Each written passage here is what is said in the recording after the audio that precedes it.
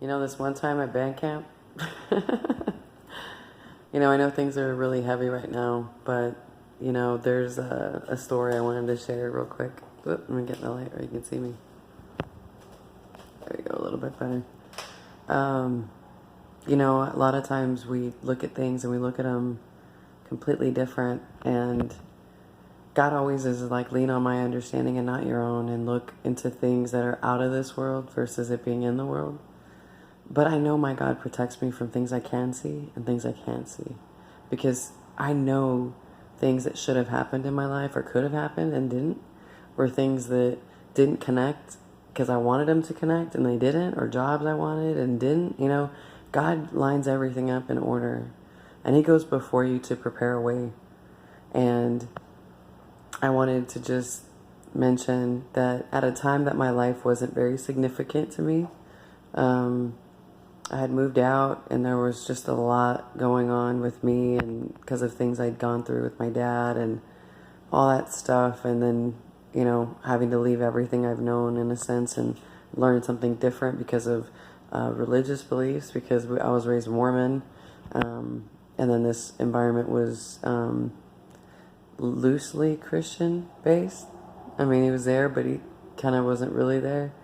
But anyway, I was walking to school because I wanted to graduate, wanted to walk the stage. I wasn't willing to give that up. I spent too much getting through that.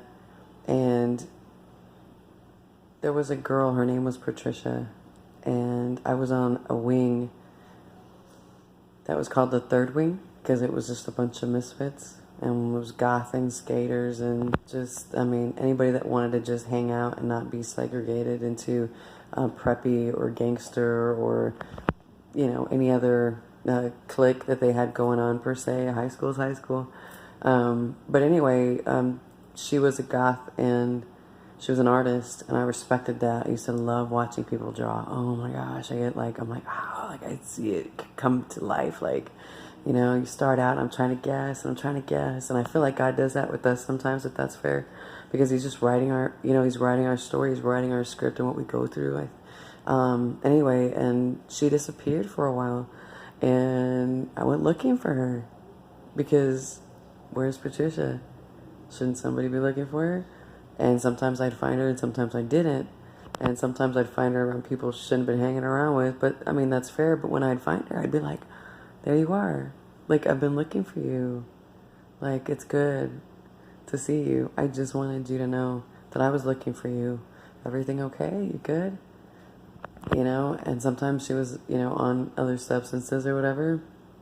And then I didn't think nothing of it, right? I felt like all the effort and thought and energy was all worth it because she was somebody that connected with me in a deeper way. Like I had mentioned about openness, there's not very many people that are open, that allow themselves to, like how I reference, naked. Just, you can ask me all kinds of things. People are like, TMI, TMI. I'm like, but you asked. Like, sometimes I voluntarily spill information out there, but that's because there's closeness. Like, I have this thing with getting close to people, smelled feet, armpits. Anyway, we don't need to get into all that.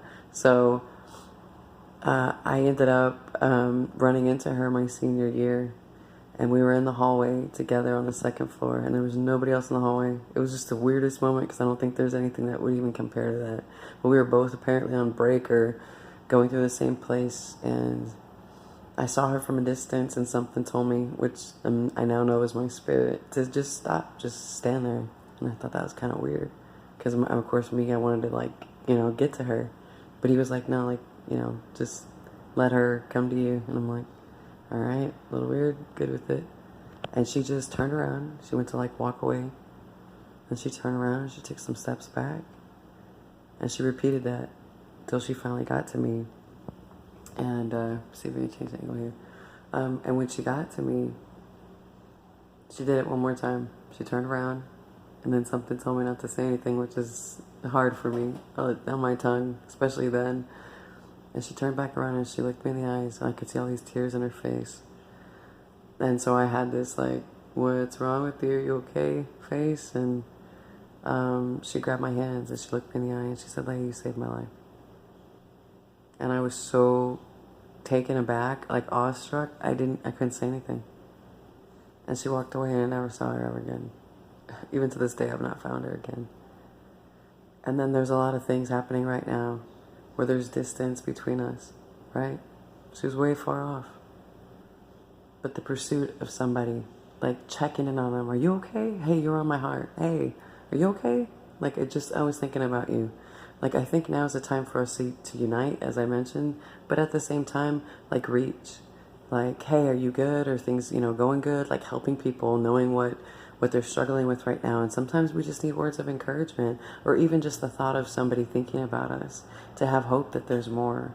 So, like I said, in that time, I really didn't think my life was that significant. But then God told me in my heart, he said, Leah, it's the story of the 10 lepers. He's like, he healed 10, but only one came back to thank him.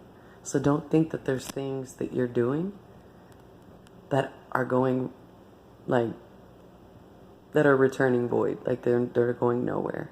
Because he said, no, those are just the ones that don't come back to thank you. And I feel like we need to be that salt and light of the earth. And not only show it, because if we can't be that close, then we can be the salt and touch it and reach it. I love everybody. God is so good.